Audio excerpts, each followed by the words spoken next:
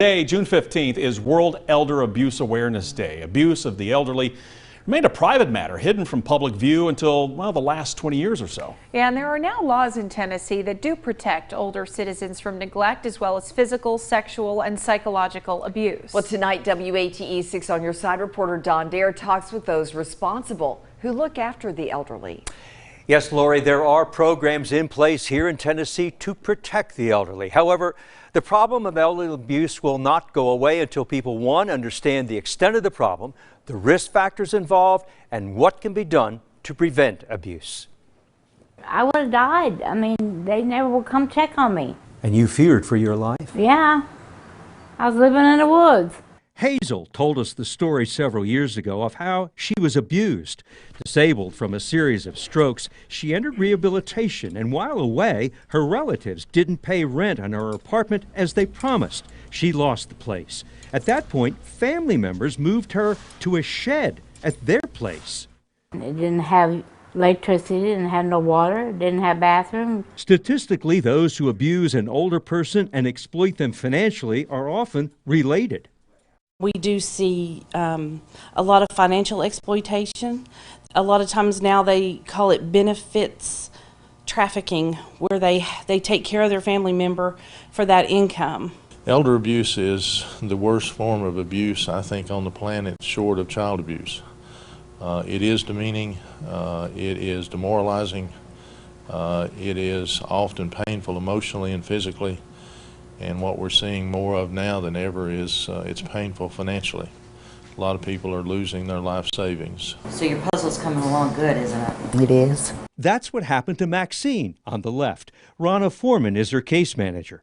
For a while, Maxine's life was like this puzzle, in disarray. Alone for the first time after her husband died, Maxine allowed a caregiver, a person she didn't know well, to move in with her. I wanted her to help me with my meals, help keep the apartment clean. But soon she found her bank account cleaned out after giving the caregiver access to her debit account.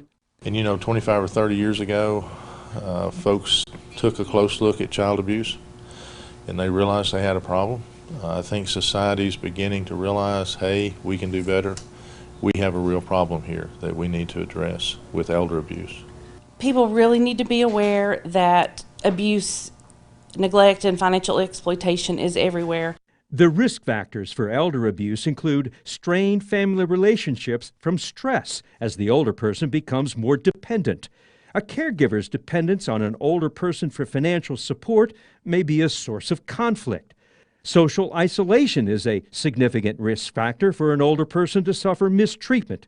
And Tennessee is a mandatory reporting state if you observe or believe there is abuse. So report it if you see it, if you know about it. If you're being victimized, please report it. There are resources in the community to help you. The Tennessee Vulnerable Adult Coalition wants you to know that elder abuse is real and preventable. Elder abuse is defined as intentional harm or neglect that adversely affects a vulnerable adult. An estimated 16% of adults age 60 or older are affected, and investigative agencies report the various forms of abuse are underreported. So who is the abuser? It's often a trusted person, a caregiver, relative, or friend who is responsible for abuse in the older adult's life. Remember what you heard. If you see it, report it.